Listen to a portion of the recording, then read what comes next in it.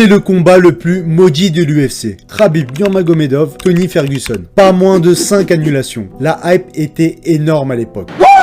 Pour beaucoup, Tony Ferguson était la réponse au problème Khabib. Malheureusement, on n'en aura jamais la réponse. Décembre 2015, puis avril 2016, quand l'un n'est pas blessé, c'est l'autre. Mars 2017, Khabib est hospitalisé en plein cutting. It's tiramisu time, bitches. Avril 2018, c'est Ferguson qui se blesse en trébuchant sur un câble lors du Media Day. C'est dire la malédiction. Puis avril 2020, après une 5e et dernière annulation, car Khabib ne pourra pas voyager à cause du Covid, Gaethje mettra définitivement fin à nos rêves de voir un jour ce combat, en mettant également fin à la série de 12 victoires d'affilée de Ferguson. Gaethje qui affrontera Khabib pour son dernier combat et se fera soumettre. Tony Ferguson, lui, ne sera plus jamais le même, car il enchaînera sur 8 défaites consécutives. Si vous voulez mon avis, on a dans le combat Ferguson-Kevin Lee un début de réponse de ce qu'aurait été un Khabib-Ferguson. Et je pense que pour beaucoup aussi, c'est une évidence que Khabib aurait fait à Ferguson ce qu'il a fait au 29 août. Mais prime pour prime, cette interrogation existera toujours dans l'esprit des fans de MMA.